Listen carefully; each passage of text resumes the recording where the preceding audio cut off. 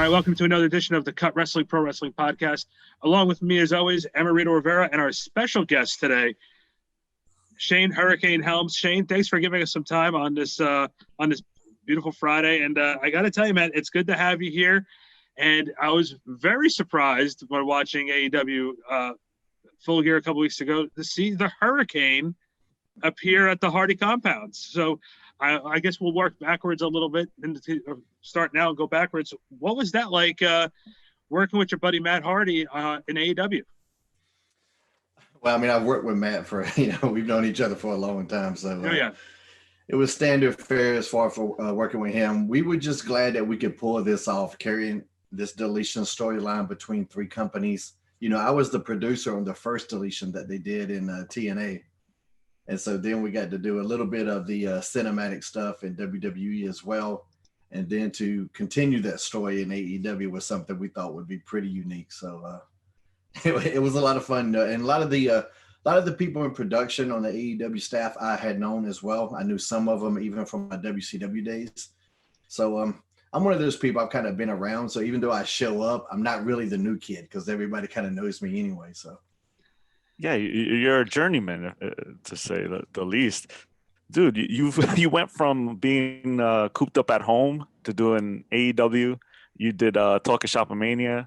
You were the detective. So that shit was fun. That was the fun one. I wanted to touch on that one definitely. I hope that character's not dead. I hope I'm not spoiling anything for anybody. You guys should have already seen it, but I'd like to see that come back at some point. Yeah, and that was those guys that, they just let me do whatever I wanted. They had a kind of a semblance, and it's like, yeah, just make it funny. And that's literally what they had on the script, that Shane will make it funny. Like, okay. And but the best part, it was supposed to be a redemption story for Marty Jannetty. He was finally going to throw somebody through the barbershop window, and then last second, he couldn't make the show, which is the most Marty Jannetty fucking thing ever. he Marty'd himself. It's so great. I was wondering because I was like, how is it they got everybody else, but they didn't get Marty Jannetty? No, he was supposed to be him, and then something happened. Some story come out that he got attacked, but with Marty, you never know. Exactly. Between Marty and Stephen King, I'm not sure who has the most incredible imagination. Neck and neck with those two. Can you take us through the process of the Talk and Shop Mania, like pretty much how that shoot went? Like pretty much, it's at Gallows's house.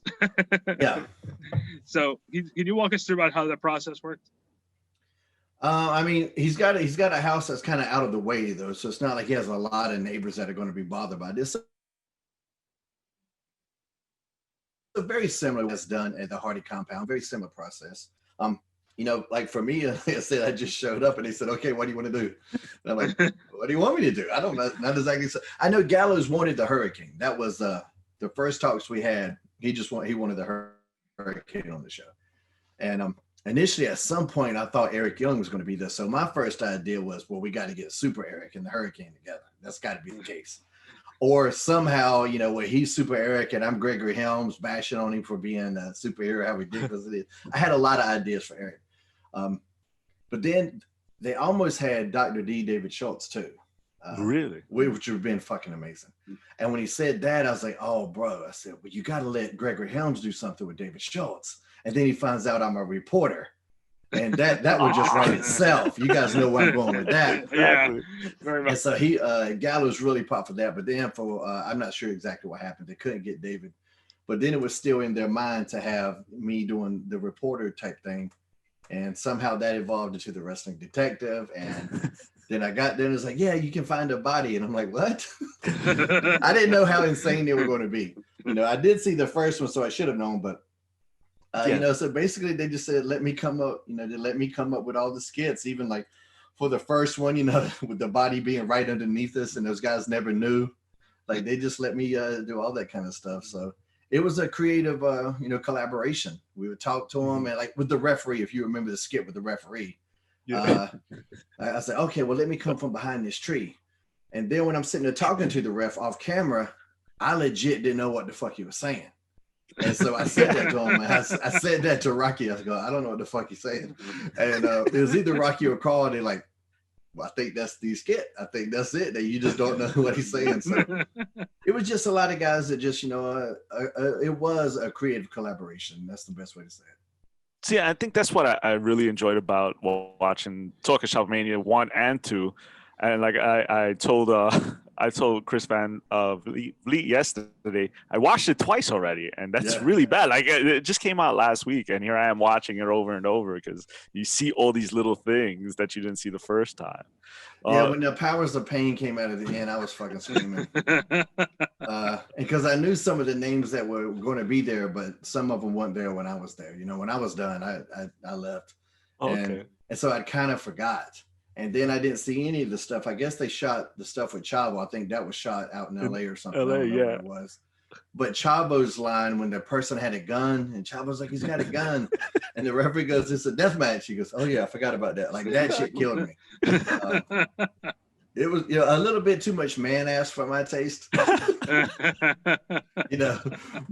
overall, I mean, it's its own thing. If you're expecting Savage and Steamboat or Flair and Steamboat, this might not necessarily be what up your wheelhouse, but it's more like a train wreck. Like, you just can't look away. It's kind of like a scary movie or something. You know what I'm saying? Not another teen movie. It's kind of a parody type thing, and but it's still got. I told them what they should do is have a really great match. Like somebody out there just having this really fantastic match and they're just shitting all over it because they think it's bad because they're so used to bad wrestling on that show. That's what they should do next. I don't know if they'll do it. I probably shouldn't even have said that. Now they can't do it. But. Oh, no, you'd be surprised. They will do it now because you did say it. It's like the beers that they were talking about. It's like they talked about it first and then never came to fruition. But I wanted to touch on you were a wrestler. You're still a wrestler. And then you went into the whole agent. Was that really hard to transition into? No, because I've always helped people anyway. I've always helped people. And like even in WWE, sometimes my first run there, I would help agent like dark matches because some of the dark matches there was no like hands-on agenting back then, like for some of the local talent and stuff like that. I said I'd already did little things like that, and then in whatever the year was when I was an agent at TNA, I had tore my ACL, and that's how that came about because I wasn't physically active at the time, and they needed agents, and apparently my name kept coming up. And, because I was doing Omega at the time too, in North Carolina. And we really kind of changed the face of the indie scene in North Carolina with like, I would just want guys to watch what I do at my show. I'm not trying to run any of these little companies out of business. I just want you to be better. Watch what we do, be better. Here's how you do it. And it really improved the whole landscape of North Carolina, and the companies that learned from it really started booming. So I was, and I've always kind of had a good reputation in the business. I had my asshole moments for sure, like we all do. But overall, my reputation is pretty solid. So they brought me in as an agent. And initially I said, like, they offered me a job the first weekend. And I said, let me see if I'm actually going to like this first. So I said no at first, not no, but like, let's just pump the brakes. But then I came back for a couple more tapings, and I really enjoyed it. I really enjoy it. And, then it kind of fast forwarded. I got back fully active in the indie scene as wrestling. They brought me up to the PC. WWE called me, wanted me to come down to train at the PC as a coach. And I was like, okay, that wasn't what I wanted to do. I always wanted to be a producer, but I actually enjoyed coaching a lot more than I thought I would. Because when I was younger, I just didn't have the patience to train people. You got to have a lot of patience to do that shit, because the people that don't pick it up right away, I just get frustrated with, because for me, it wasn't difficult for me, and I think that's why Michael Jordan isn't a good owner, because basketball was so easy for him. He doesn't understand that it's not easy for everybody, and so when I was younger, trying to help train people here and there, I wasn't good, but I got a little bit more patience in my older age. And then the coaching thing led to the producer gig, and I really enjoyed that, and I was having a blast until the COVID hit and we all got furloughed. Until the whole world went upside down, right? Yeah. Who would have saw that coming? It's like we were at the top of the world wrestling wise. You know, we Well, there were people that were warning the government for years and years. Those people, yeah, those people started turning. Yeah. I definitely have to ask too, going back to the talking shop and also you being a producer, how important is it for the wrestlers to be creative and being able to put their ideas out there? May not be able to be used all the time, but be able to have that imagination and try to bring something inside of them to the forefront to make it on the camera. I mean, I think that's very important, you know, but the flip side is that some wrestlers aren't creative and they think they are. And therein lies your problem. Like if you're, it's like, you know, you always hear this conversation about scripted promos. Like there's this, you know, really kind of like thought process that's scripted promos. See, is that not everybody's good at doing promos. You know, you guys have been to indie shows and you've seen some of these promos. You're like, Jesus Christ, that was terrible. You know, and even in WWE and a couple of live events, we would let the people go out there. All right, just go out there and cut a little promo and give them that free reign. And it was like, Jesus Christ, that was rotten. You know, so not everybody's good at that. And you got to experiment with these talents to figure out which ones are good, which ones can you give bullet points to, and they can go and make it their own and make it better, because there are people that can do that, but not everyone can. And you know, when those scripts are turned in, when those writers turn in those scripts to Vince McMahon, they can't have these big gaps of blank pages where a promo is supposed to be. And then because Vince is going to go, well, what is this? He's going to say whatever he wants. Vince is going to go, what the fuck are you talking about? What is the promo going to be about? You know, so they kind of have to script something. They've got to write something on the paper, you know. And then if the talent is good enough, they can make it their own. But generally, if the talent isn't good enough, or they're saying some random shit that doesn't have anything to do with anything, or might get the company in trouble, because some talents don't realize that, like especially with WWE, it's a publicly traded company. You can't go out there and just drop a bunch of F-bombs and say whatever you want, this, that, and the other. You know, you got to be careful about that. But I think the most successful talents generally are very creative and very hands-on with what they do. And the more over you get, the more creative freedom you get. You know, like any job, when you start in on those lower levels, you got to do what the fuck you say until you climb the ranks and the ladders. I mean, it's very similar to just about every other job out there in that aspect. That makes sense. I've had jobs where no one trusted me, and after 5-6 years, they're like, "All right, you're the man. Like, get it done." Yeah, but yeah. Even when I went back, like all the success I had before as a producer, like I would say some ideas, and they would just keep questioning me, and I wanted to go, y'all know I've done this shit before, right? Yeah. And I never fucking struck out. Even some of the dumb shit that y'all gave me, I still hit home runs with. How about y'all just let me do my fucking thing and leave me alone? But because I was still such a new producer there, you still like at the bottom of the totem pole, so to speak. Yeah, you got to pay your dues, and that's with everything. I had to pay more dues. That's fucking ridiculous.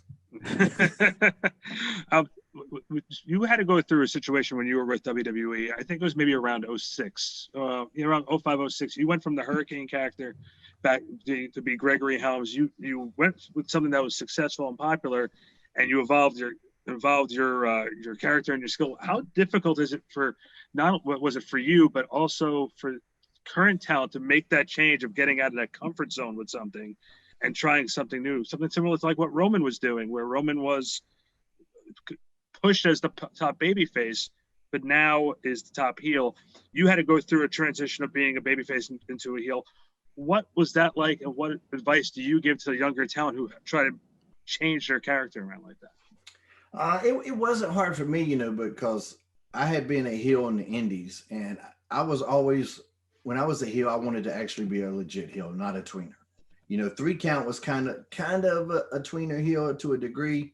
But like the stuff I did on the indies, I wanted people to hate me. I wanted them to, not buy my merch.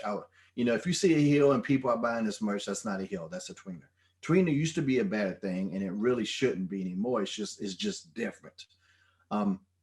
So I knew I could do it. It wasn't a matter of whether I could do it or not. I just had to get the company to understand what exactly it was I was doing. And that was difficult at times. But as far as my in-ring work, like as the Hurricane, I kind of had to wrestle down. If you watch me as Sugar Shane, I'm one of the best light heavyweights in the world. I come to WWE, I got a cape and a mask on.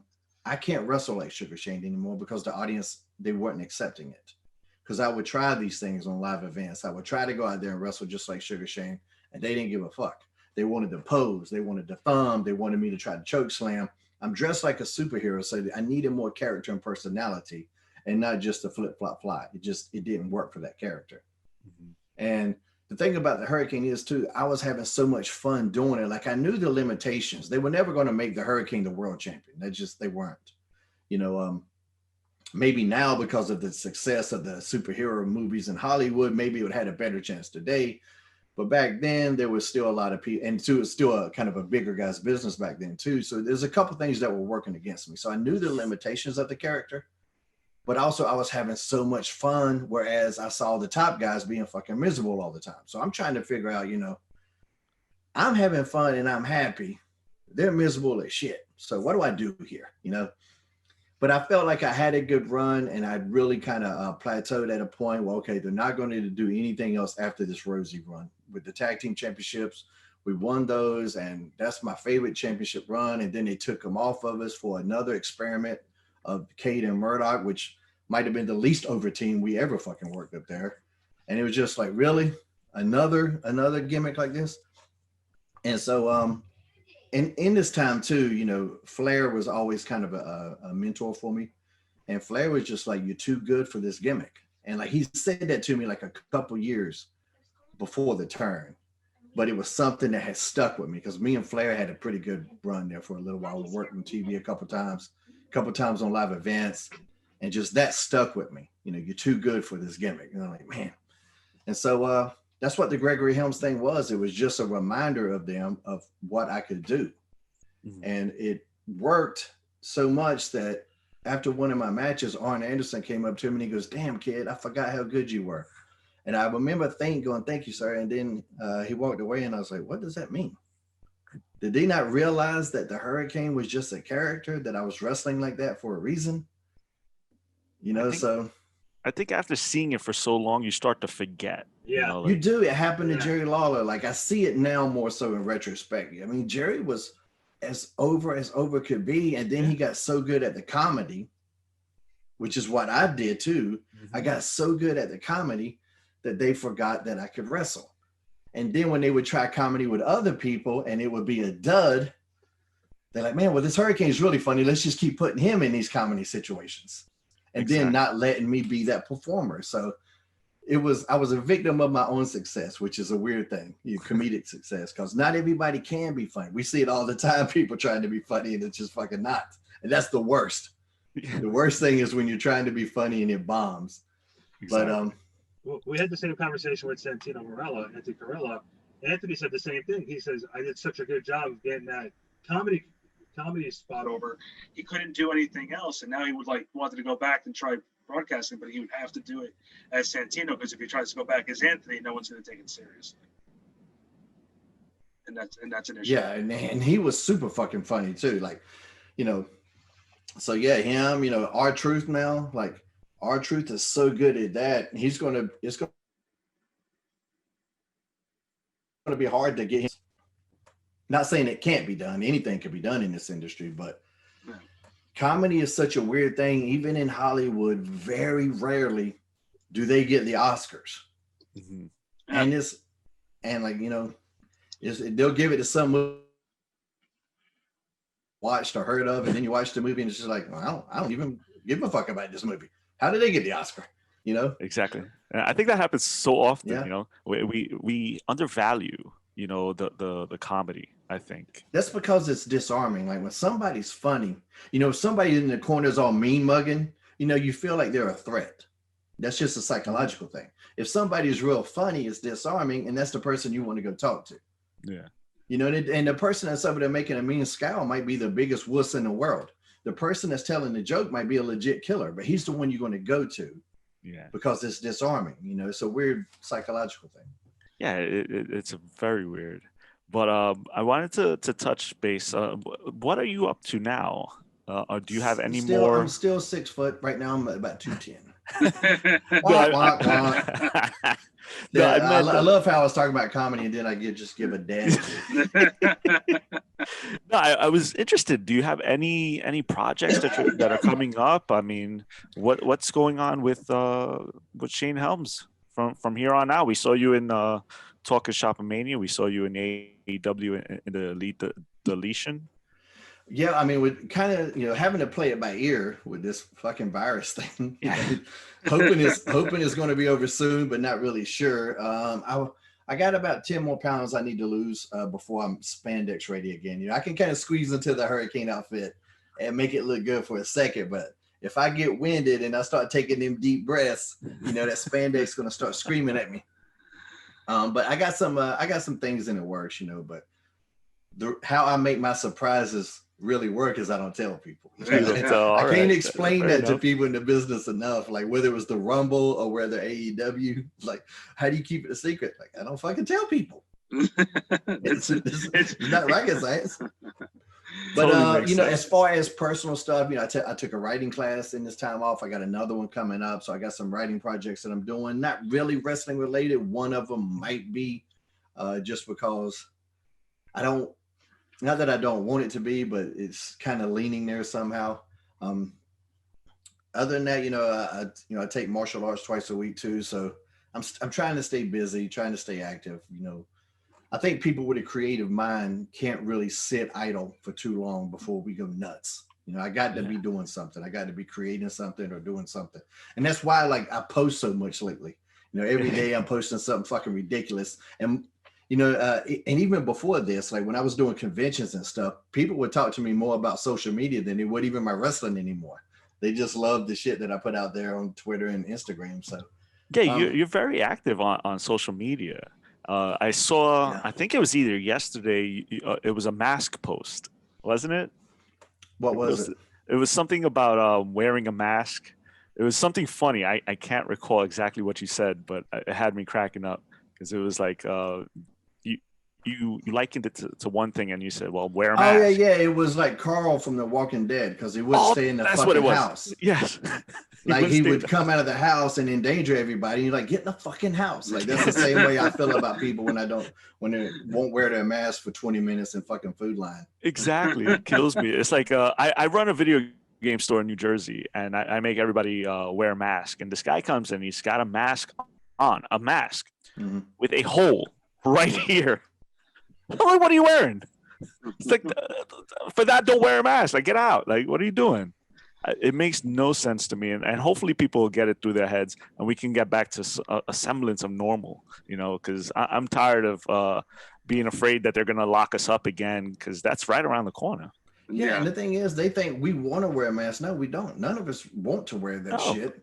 We want to get over this, but we're trying to do it to make it get away. And the thing is, most of the people complaining about wearing a mask are ugly as fuck, and the mask would help them. Like it's a win-win for everybody. You ugly as fuck, put on the mask. We can get out of this deal. And you're helping society, so we don't have to look at you. That's a beautiful thing. Exactly, it's twofold. And going forward too, like because I try to help with the grocery shopping. I got 2 boys, so I try to help around the house. And going forward, I'm not sure we shouldn't always wear a mask in the grocery store because these people walking around touching food, they're picking up the vegetables. It seems like that hand sanitizer, everybody should be forced to do that before you go in because everybody's touching every fucking thing in there. And I never really thought about it as much before. I would always like kind of wash my fruits and stuff when I got home, but now you're washing the damn peeling off of them, scalding the grapes till they fucking melt. And I literally just had this mental picture of like you or somebody else sitting there telling people, you're ugly, you have to wear a mask. You're ugly, you have to wear a mask. It's almost like the person, they should have the security guard at Victoria's Secret. You shouldn't be shopping here. You should be shopping here. You shouldn't be shopping. Yeah, if you're good looking, you can get those clear ones, the face shield. All right, you get a face shield. You and certain people, you got to pull out like one of those Michael Myers saying, "Now put this all over the whole fucking head." Exactly. Yeah. You need some Iron Man armor. You can't even come in. No, sir. You go out. And it's funny we're talking about COVID and the way before how it affected wrestling. How do you think both the WWE, AEW, Impact, MLW, and all the organizations New Japan has handled producing their product through the COVID era at this point? I mean, I'm sure they all hate it. Everybody wants audiences. They all hate it, but they're all trying different things. And, you can talk all day long whether they should have shut down or not. They didn't. So no point in even talking about that. But they have tried different things. They're trying their best. I think all companies have been trying their best. Impact still doesn't have any people in their audience, which sucks because they're putting out such a good show right now. And like always, they're having a hard time getting the noise out about the show just because it's Impact. But they're putting out a really good show right now. But I think, different companies based on the amount of money they got behind them are trying their best, so. Yeah, because that's something we've never seen, something like the Thunderdome. They did it No, somewhat. that was insane. Yeah. Yeah, they did it in the NBA. That's where I first saw it. And then when WWE did it, that was something else, man. I've never seen an undertaking like that. There was a movie, The Running Man with Arnold Schwarzenegger that they Yes. did it in back in the day. So it's kind of like that. So it's most of the stuff in science fiction movies comes true at some point. Yeah, I read an article one time about all this stuff in Star Trek has almost come true. Like everything that they have, of course not, we're not flying in space, but like a lot of the technologies in Star Trek actually exist now. Yeah. In terms of scanner. The only thing they didn't really predict was the internet because that was just such a weird thing. Yeah, when I was a kid, I didn't have this, Well, when we were kids, now that I think about it. The only thing my boys got it made. They they do the virtual learning. So they do the online thing. They got their games all day long. They got the little Oculus thing. I grew up, I had Pong. I'm old enough to have Pong, which was fucking ridiculous. And my son has that Star Wars game and you put the virtual reality on and Darth Vader's right there beside you. Yeah, it's insane. Yeah. It's insane. And so I asked myself, okay, when schools open up, do y'all want to go back to school? Not that quick. They didn't even think, miss your friends? Nah. Well, they have their friends online now. Yeah, exactly. So they still get that interaction like this, so I'm telling you, like, all right, well, just go outside every now and then to look at the sun just so that you can see it. The only thing I was disappointed about was they gypped us on Back to the Future with having flying cars, and they missed, Back to the Future having flying cars and everything. Yeah, else we got like fucked on the hoverboards. We got that and the shoes. We got fucked on the jetpacks. And the shoes to press the button. The shoes are fine, but I want a fucking jetpack for sure. Okay. You talked about your kids. What do you like to do non-wrestling?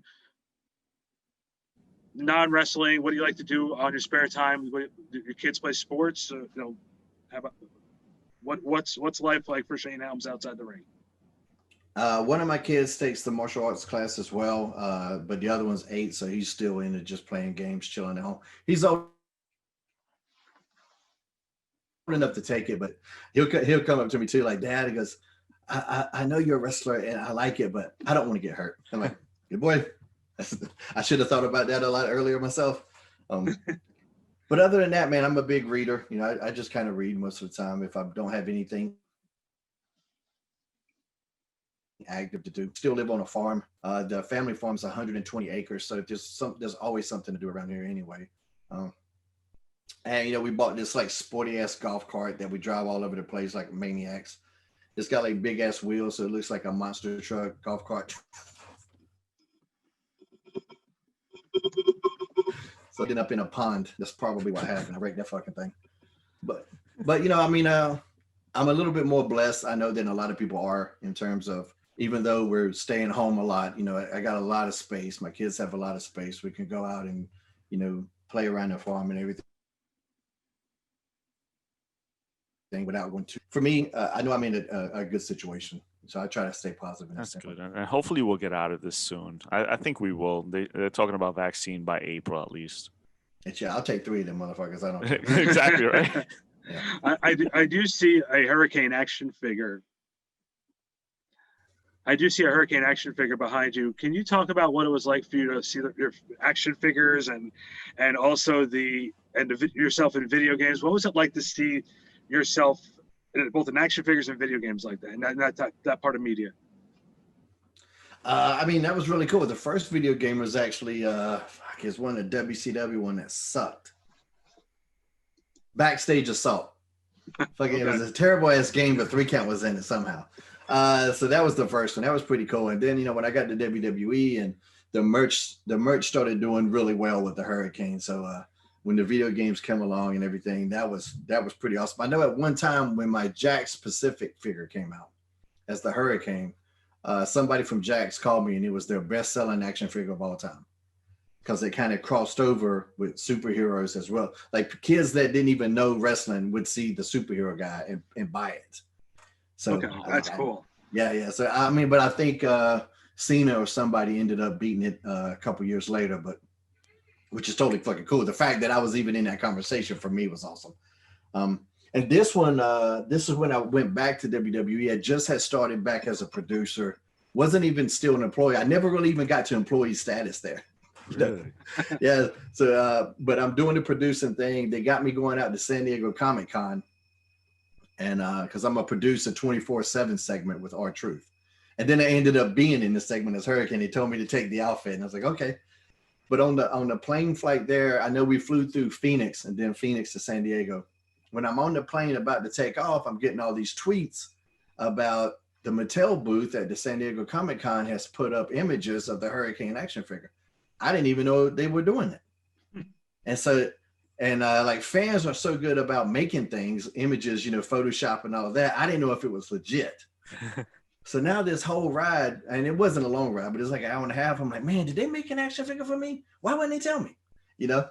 And so I get to San Diego and I find out it's legit. And we got to go to the con to kind of check out the scene where we're going to film at. And I go to the booth and it's like, oh, you should have told us you were coming. I'm like, y'all should have told me y'all were making one, because I didn't fucking know. But it's cool, man. The kids, my kids are kind of used to me, so they don't really. Kids, your own kids don't give a shit. Other kids think it's amazing. My kids will look at it and go, hey, that's daddy, and then fucking go play Pac-Man or something. Exactly. with the whole Star Wars thing. Yeah, for sure. Well, Shane, we really appreciate you giving us some time today. This was an absolute pleasure. Can you let everybody know where they can find you on social media? At Shane Helms Com is where I'm at. I'm the most interactive and probably overactive pro wrestler on there. I was one of the first on all of that shit. So you can always find me on there being an idiot.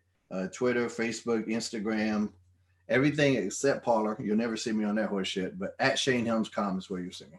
And you before we let you go, you also have a podcast, right? Oh yeah. I was one of the first to do that too. Yeah. Dude, I was live streaming. So you guys got it made.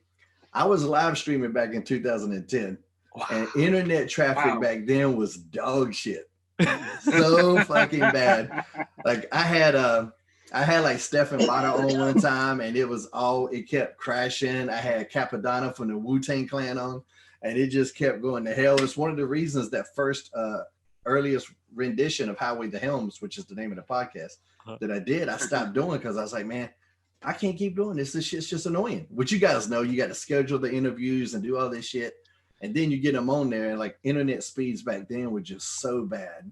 And I'd have them on there and they would just be frozen the entire time. And it was just so fucking annoying. But so I sympathize with you guys. I know what you're going through. Podcast is nowhere near as easy as people think it is. Yeah. Well, one of the issues that I run into is I live in the Bronx, right? So I have church bells going off. I have motorcycles going by. I have car alarms. I have the ambulance going by. So I'm constantly having to mute. So sometimes I seem like I don't have questions or I'm not talking. Yeah. I'm just hiding the noise of the city.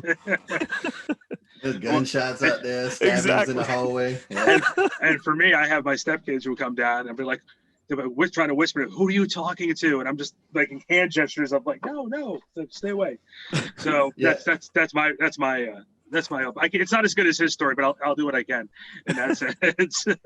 And that's one of the reasons, like this version of Highway to Helms, that since I brought it back, I'm on episode 70 this week, which I've recorded the first half on Tuesday, and I still haven't finished the second half. I'm fucking lazy. I'm like lazy / busy. I'm busy, and then when I have the free time, I get lazy. But I haven't had any guests for 70 episodes. 70 episodes, no guests? No guests. It's just me. And I just talked to this advertising agency, and that's what they loved about it. It's like, how do you just talk by yourself? Like, it's so difficult. I'm like, I don't fucking know. So, but that's what they like about it. I got that idea from Bill Burr because I listen to his podcast and he didn't have any. Every now and then he does, but for a lot of the time he doesn't. And I was like, man, that is a lot easier. You don't have no work. But the Comic Slam, which is a portion of my podcast, not to drag this on, but I do a portion of the podcast that's dedicated to comic books. I think I'm gonna start bringing in some guests to talk about that too, because there's a lot of people in the industry that actually do like comics. None of them existed when I was the Hurricane for some reason. Now all these fair weather fans have come out. But a lot of people in the comic industry too that I have befriended over the years. So I think I'm gonna have some guests in that aspect. Well, Awesome. that's very cool. We'll make sure we plug everybody to go check it out. Yep. Right on cue. It's lunchtime's over. Back to virtual school. So, ladies and gentlemen, Shane Helms giving us some time today. Thank you so much. We really appreciate it. Just hang on one second. Check him out, Shane Helms.